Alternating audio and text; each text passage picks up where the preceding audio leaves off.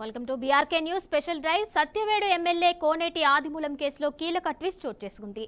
తనపై వేసిన లైంగిక ఆరోపణల కేసును క్వాష్ చేయాలని టీడీపీ ఎమ్మెల్యే ఆదిమూలం హైకోర్టులో శుక్రవారం పిటిషన్ వేశారు. ఈ కేసులో ఇరుపక్షాలు కాంప్రమైజ్ కావడంతో పిటిషన్ను హైకోర్టు డిస్పోజ్ చేస్తూ నిర్ణయం తీసుకుంది. కాగా ఈ కేసులో మరో ట్విస్ట్ నెలకొంది. ఎమ్మెల్యే ఆదిమూలం తనపై లైంగిక వేధింపులకు పాల్పడ్డాడు అని కేసు వేసిన మహిళ తన ఫిర్యాదును వెనక్కి తీసుకున్నట్లు తెలుస్తుంది.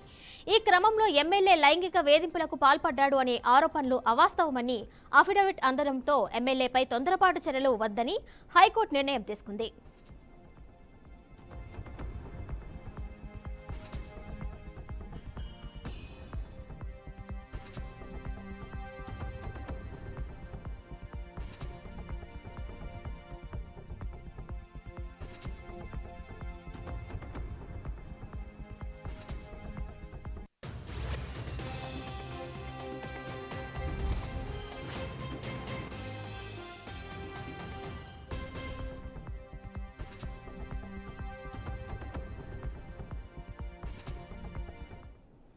తిరుపతి జిల్లా కేవీబీపురం మండలానికి చెందిన బాత్రాలు తను బెదిరించి లైంగిక దాడి చేసినట్లు ఫిర్యాదు చేసింది.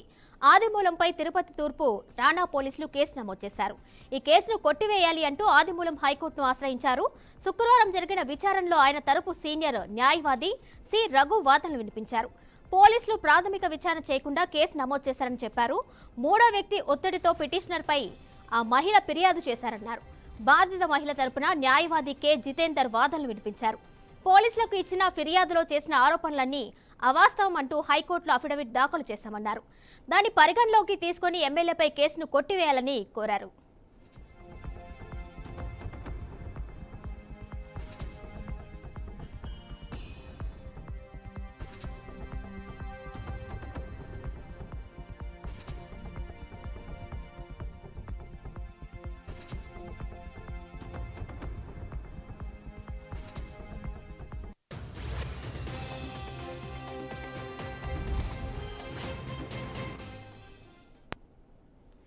మహిళా నాయకురాలితో ప్రైవేట్ హోటల్లో ఆదిమూలం ఏకాంతంగా గడుపుతున్న వీడియోలు వైరల్ గా మారాయి.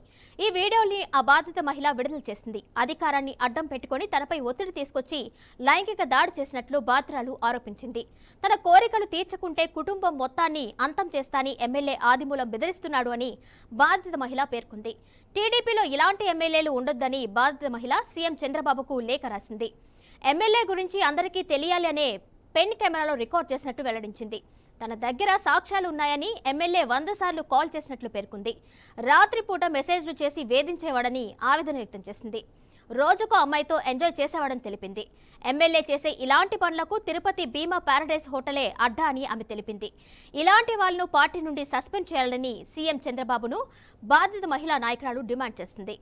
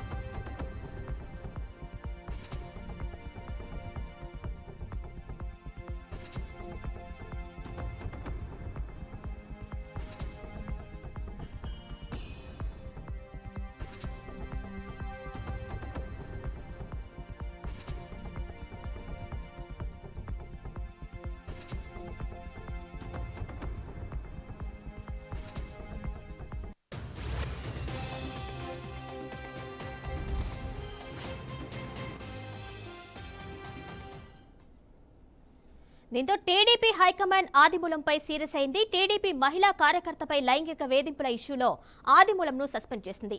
అశ్లీల వీడియోల వ్యవహారాన్ని సీఎం చంద్రబాబు దృష్టికి తీసుకెళ్లడంతో ఆయన వెంటనే ఆదిమూలంపై వేటు వేశారు.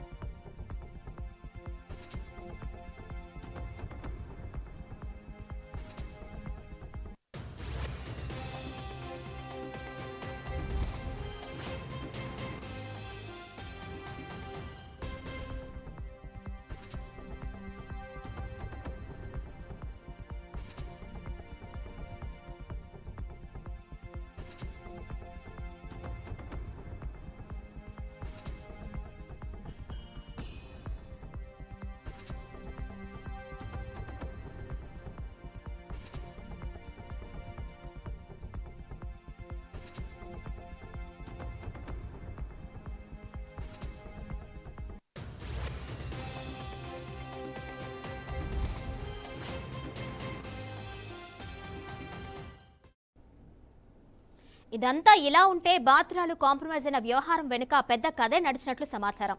ఒక ఎమ్మెల్యేను పట్టుకొని ఇంత పెద్ద ఆరోపణలు చేయడం నిజమే అని తేలిపోయింది. వీడియోలు కూడా తెగ వైరల్ అయ్యాయి. ఇంతలా సంచలనం రేపిన కేసులో కాంప్రమైజ్ కావడం అనేది ఎన్నో అనుమానాలకు దారితీస్తుంది. ఎమ్మెల్యే బాధిత మహిళను బెదిరించి కేసు వాపస్ తీసుకోవాలని ఒత్తిడి తెచ్చారా అనేది సందేహమే. అలా కాకుండా ఆమెకు భారీగా డబ్బు ఆశ చూపి కేసు నుంచి తప్పించుకుంటున్నారా అనే అనుమానాలు కలుగుతున్నాయి.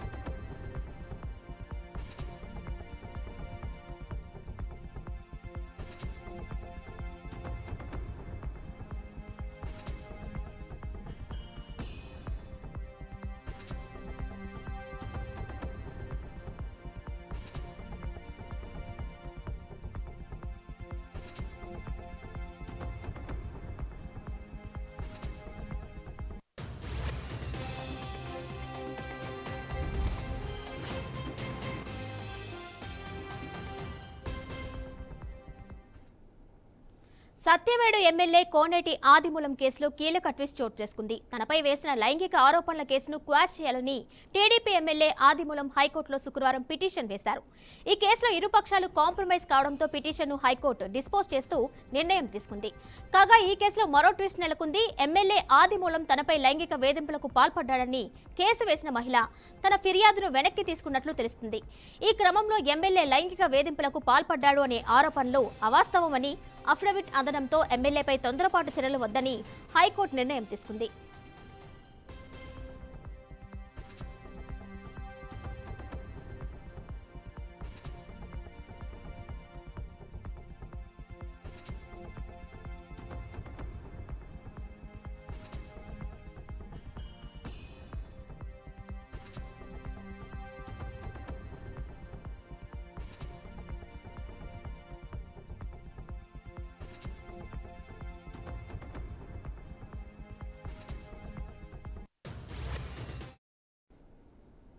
తిరుపతి జిల్లా కేవీబీపురం మండలానికి చెందిన బాత్రాలు తను బెదిరించి లైంగిక దాడి చేసినట్లు ఫిర్యాదు చేసింది.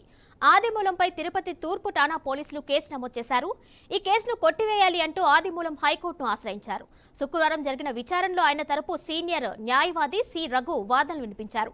పోలీసులు ప్రాథమిక విచారణ చేయకుండా కేసు నమోదు చేశారని చెప్పారు. మూడో వ్యక్తి ఒత్తిడితో పిటిషనర్పై ఆ మహిళ ఫిర్యాదు చేశారన్నారు.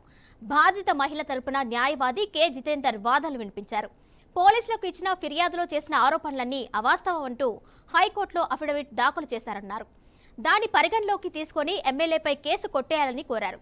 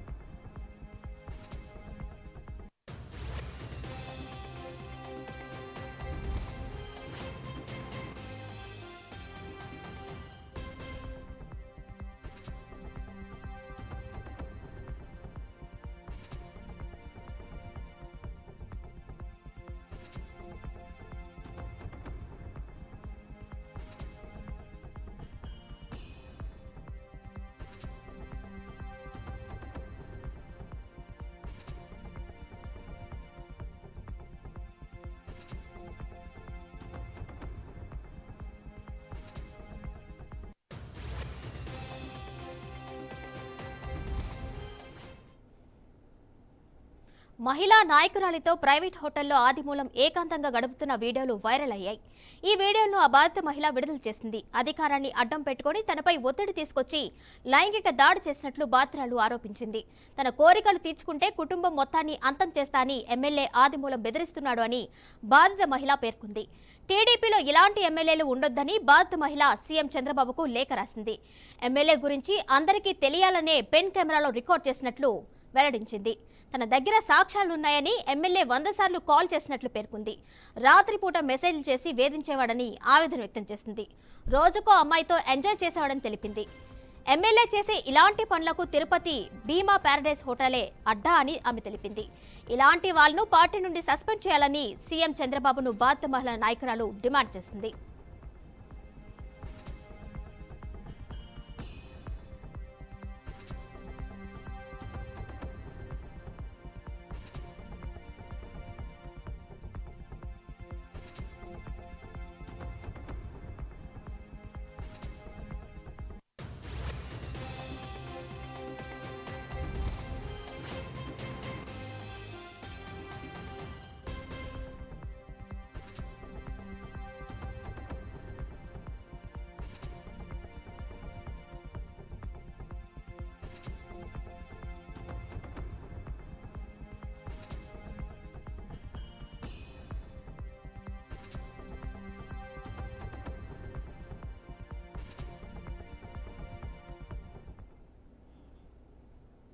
దీంతో టీడీపీ హైకమాండ్ ఆదిమూలంపై సీరియస్ అయింది. టీడీపీ మహిళా కార్యకర్తపై లైంగిక వేధింపుల ఇష్యూలో ఆదిమూలంను సస్పెండ్ చేసింది.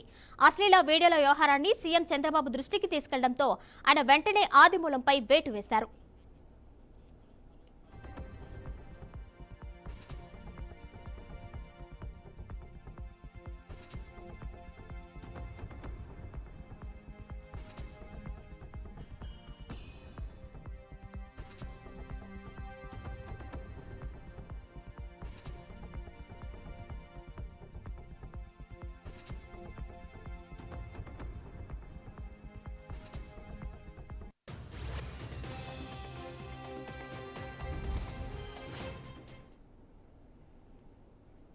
ఇక దీనిపై మరింత సమాచారం మా రీజనల్ కోఆర్డినేటర్ గోపీనాథ్ అందిస్తారు. గోపీనాథ్, చెప్పండి, మొత్తంగా చూసుకుంటే సత్యవేడు ఎమ్మెల్యే ఆదిమూలం కేసులో బిగ్ ట్విస్ట్ చోటు చేసుకున్న తెలుస్తుంది. అంటే ఫిర్యాదు చేసిన మహిళ ఎవరైతే ఉన్నారో యూటర్న్ తీసుకుని కేసు వాపస్ తీసుకున్నట్టుగా మనకి డీటెయిల్స్ అందుతున్నాయి. దాని సంబంధించిన ఇన్ఫర్మేషన్ ఇవ్వండి.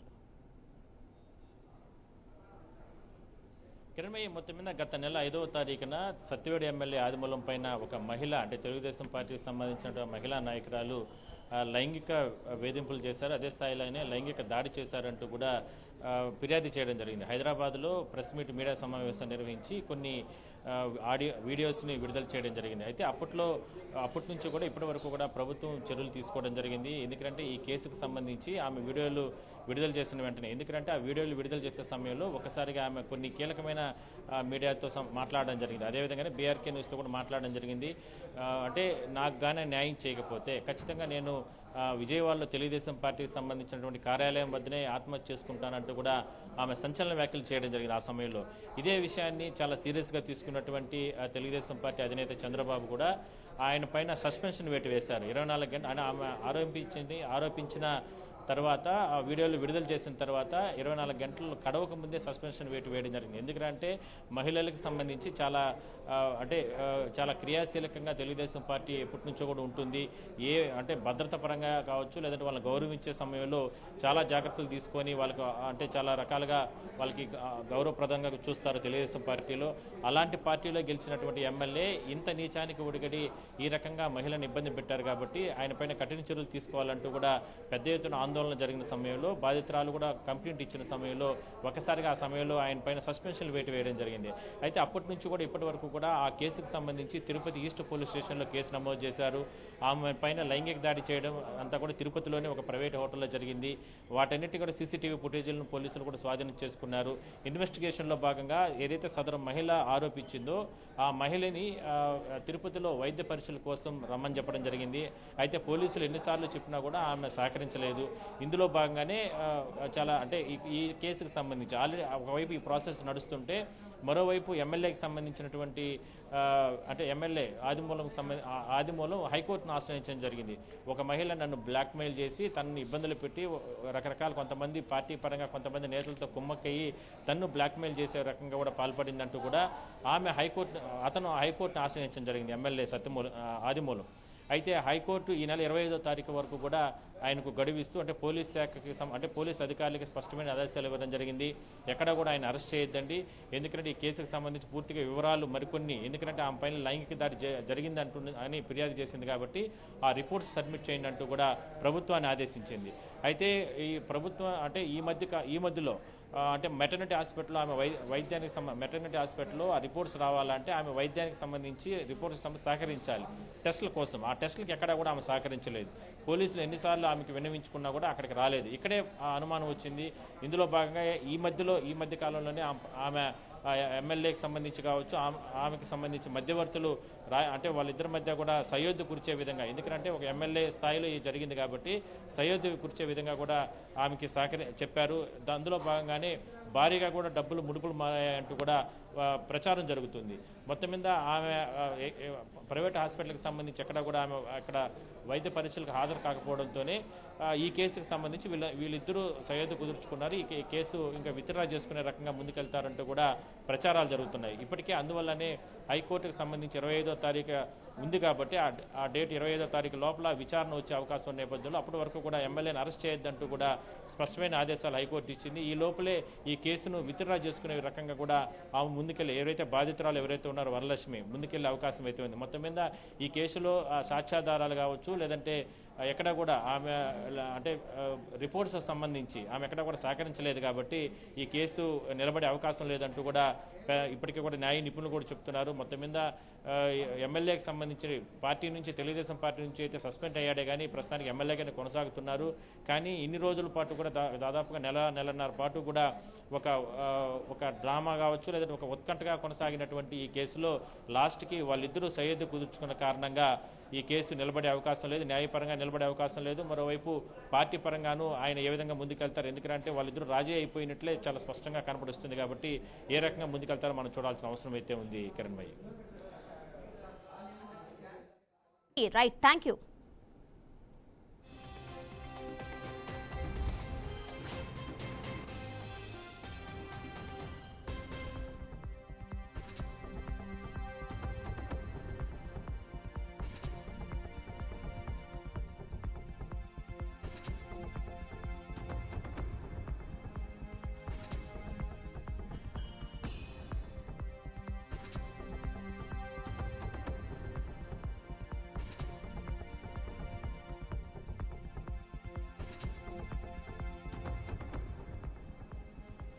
మొత్తానికి ఏపీ రాజకీయాల్లో సంచలనం రేపిన సత్యవేడు ఎమ్మెల్యే పంచాయతీ ఇలాంటి మలుపులు తీసుకుంటుందని ఎవరూ ఊహించి ఉండరు. ఆదిమూలం బలవంతంగా తనపై లైంగిక దాడి చేశాడు అన్న మహిళ ఎందుకు తన కంప్లైంట్ రిటర్న్ తీసుకుందో ఆలోచించాల్సిందే.